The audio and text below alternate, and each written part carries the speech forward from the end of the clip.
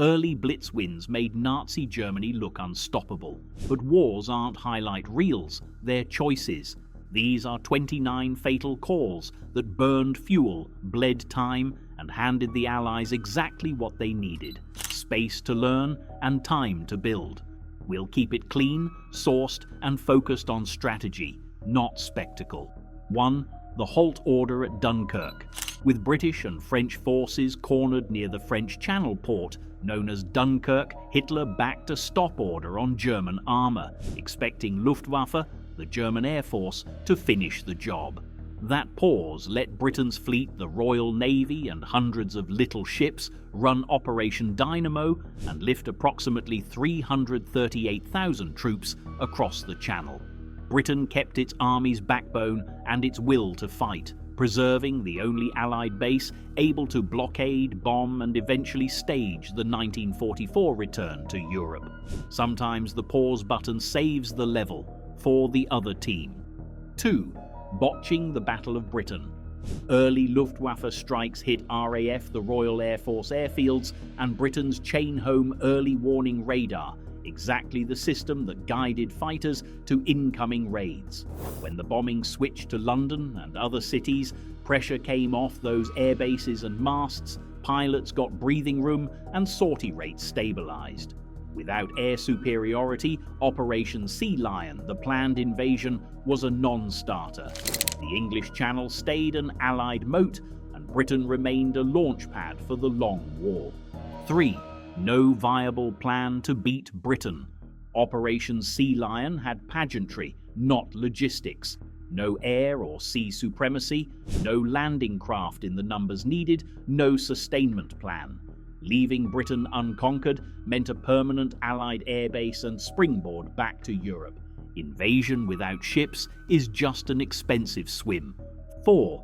Invading the Soviet Union, Barbarossa.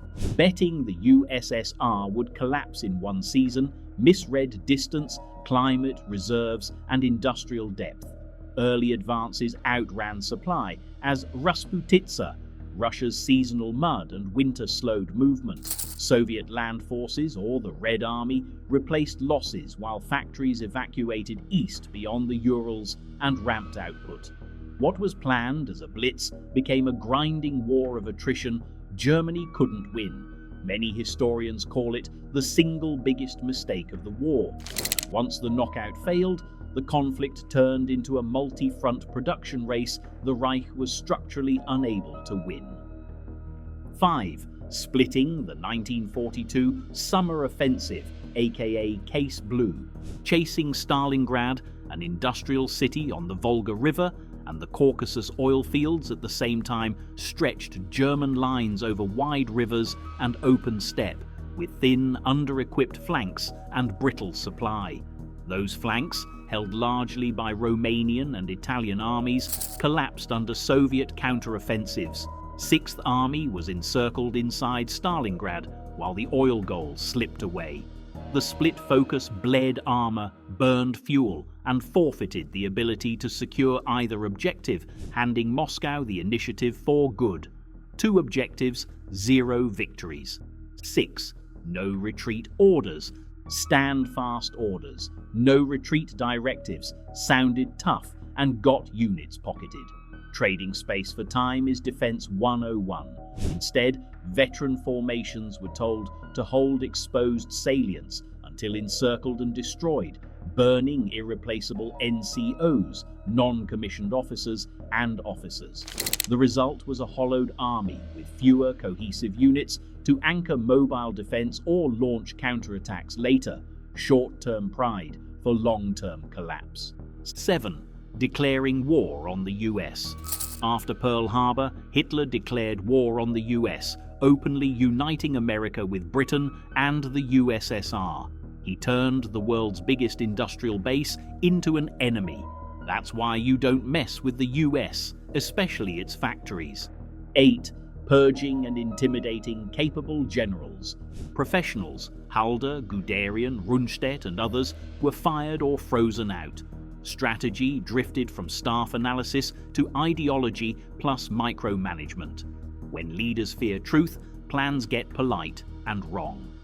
9. Prestige tanks over producible workhorses. Tigers and Panthers, Germany's heavy and medium tanks, looked terrifying but wrecked logistics. They were complex to build, hard to recover when damaged, drank fuel, and needed specialized spare parts that weren't shared across models. Low production and high breakdown rates meant fewer runners at the front, more hulks in repair parks. Industrial wars reward reliable numbers and parts commonality, not showroom pieces. 10. Misusing the Me-262. Hitler insisted the Messerschmitt Me-262, the first operational jet fighter, be used as a fighter bomber, delaying the one role Germany desperately needed, a high-speed interceptor. While that debate dragged on, Allied bombers pounded factories and fuel. Doctrine drift cost months at the exact moment air defense couldn't spare minutes. 11. The V-weapon sinkhole. The V-1 and V-2, Germany's pilotless buzz bomb and the world's first ballistic missile, consumed steel, fuel, rail space, specialist crews, and enslaved labor for limited strategic payoff. Spectacle isn't strategy. Every trainload sent to V-weapons didn't protect oil refineries, rail hubs, or cities, and every hour of talent on rockets wasn't fixing air defense or fuel. 12. Occupation by terror. Reprisals and hostage-taking supercharged resistance. Partisans cut rails and tied down divisions in security duty. Terror killed cooperation, tips dried up, sabotage rose, and German intelligence saw less just as it needed more. Fear buys silence briefly, then it buys sabotage. 13. The Holocaust's logistical drag. Beyond its monstrous criminality, the Holocaust, the regime's systematic mass murder of Jews and millions of others, diverted trains, guards, construction, and labor away from the war effort. Rail cars that could have moved coal, fuel, and ammunition were used for deportations, and police units that might have secured supply lines were tied to roundup and camp duty, a self-inflicted drain on logistics and manpower. Even coldly, it was strategically self-defeating. 14. Underestimating Soviet industry. The USSR evacuated whole factories east beyond the Ural Mountains, reassembled them under fire, and by 1943 was outproducing Germany in tanks, guns, and aircraft.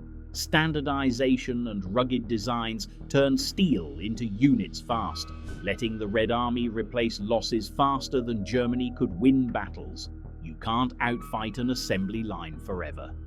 15. Late economic mobilization. A real total war economy only gelled in 1943 under Speer after catastrophic losses. Standardization and rationalization arrived too late against the US and USSR. By the time output rose, Allied strategic bombing, a shortage of skilled labor, and collapsing fuel supplies capped what that late efficiency could deliver. Supply lines do indeed draw the front line. 16. U-boat war, tech and crypto blind spots. Early U-boat wins crashed into a wall of Allied upgrades, shipborne radar, long-range patrol planes that closed the mid-Atlantic air gap, escort carriers shadowing convoys, and high-frequency direction findings that let escorts hunt transmissions instead of waiting to be ambushed. Add in code-breaking, Ultra, which revealed convoy routes and wolfpack plans, and convoys stopped being targets and started fighting back, and Germany stood no chance. They tried countermeasures, but Allied ASW, anti-submarine warfare, kept iterating faster. 17. North Africa overreach. Ambition outran supply across the Mediterranean. Fuel and parts trickled through thin ports and contested seas. Desert miles multiplied every shortage. Tunisia ended with a mass Axis surrender and gave the Allies a ramp to Sicily and Italy.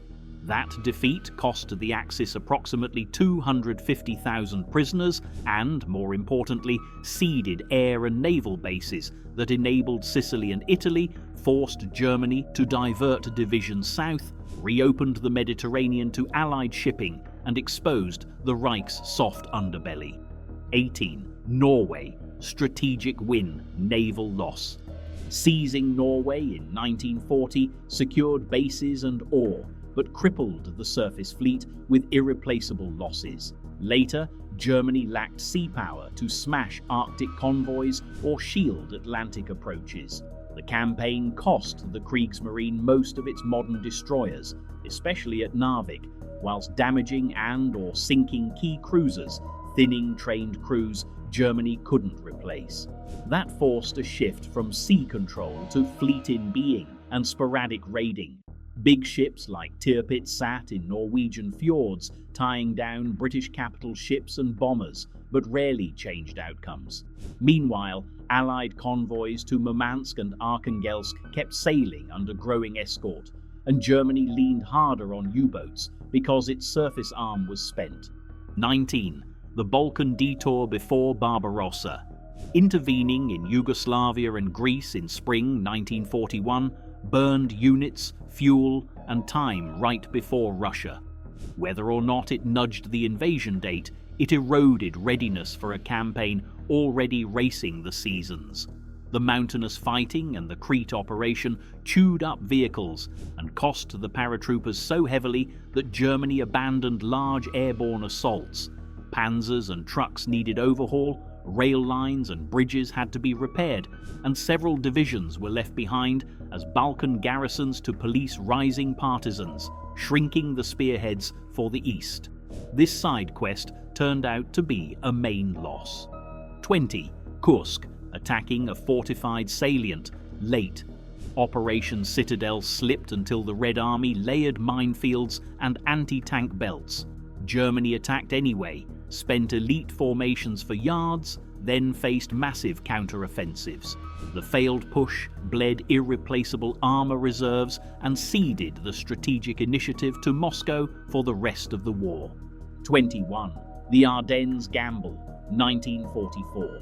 A last-ditch offensive that burned fuel, armor, and veterans Germany couldn't replace. Even best case, Allied logistics would reroute. Real case, exhaustion and a faster Allied march to the Rhine. 22. Fortress fixation. Fortresses, Atlantic ports, the Courland pocket, trapped troops where they couldn't maneuver. Garrison pride couldn't compensate for absent reserves at decisive fronts. It immobilized tens of thousands in Atlantic ports and the Courland pocket, starving active fronts of reserves. When those enclaves finally fell, Germany lost to the garrisons and the ports it meant to deny. Hey Nazis, concrete can't counterattack. 23. Misreading D-Day deception. Allied Operation Fortitude, the deception for D-Day, the Allied invasion of Normandy, sold Hitler on Pas-de-Calais as the main blow. Reserves stayed north while the Allies grew in Normandy. Hours mattered. Germany lost them to an army of rubber and radio. Fooled by inflatable tanks, literally. 24. No strategic bomber force. The Luftwaffe was built for tactical support, not deep strikes on enemy industry. Germany never fielded heavy bomber doctrine at scale, while Allied fleets leveled factories and fuel. No long arm, short future. 25. Oil blindness. Too little, too late. Fuel is mobility. Synthetic plants were vulnerable. Ploiești, Romania's major oil field and refinery hub supplying the Axis, was contested. Dispersal lagged. Once the Allies targeted oil and transport in 1944, German movement collapsed, air, sea and land. From that point, Germany couldn't mass, maneuver or resupply at will.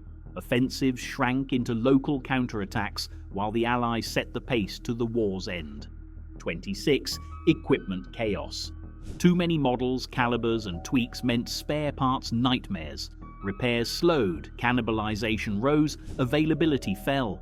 Logistics wins wars. Here, logistics kept tripping over its own toolbox. 27. Ideological purges and brain drain. Expelling Jewish scientists and crushing dissent threw away expertise in physics, chemistry, and engineering. Meanwhile, the Allies pooled talent at home and in exile. In a research and development race, Germany benched its best players. 28. Scorched earth and alienation.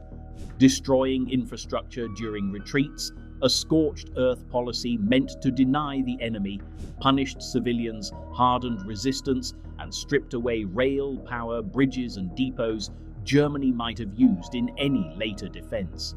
It sometimes slowed pursuers for days, but it also slowed German withdrawals, tightened supply bottlenecks, and left nothing to anchor counterattacks. In the long run, it bought hours at the cost of weeks. The Allies kept advancing, and Germany inherited wastelands it couldn't hold. 29. The Atlantic Wall illusion. Billions in today's money went into the Atlantic Wall, Germany's coastal chain of bunkers, mines and gun batteries, rather than into mobile reserves and fuel. Static forts can delay, only maneuver defeats, and maneuver needs gas, radios and fresh units. When the Allies landed in Normandy and built up, Germany lacked armoured reserves to hit back in force. Once the breakout came, the wall was just concrete behind the front. You can't outbunker a breakout. Early lightning victories sold the illusion of invincibility, but wars are scored in tonnage, transit and time. Across these 29 decisions, you see the same pattern: overreach, late mobilization, magical thinking, and a leader who traded strategy for ego. The Allies didn't need one miracle. They needed a runway to learn faster and build bigger. Hitler's choices gave them exactly that, and the bill came due in steel, fuel, and cities lost. If this helped make sense of the war behind the headlines, like the video, drop your favorite takeaway, and subscribe to Vault 29 for more history unsealed.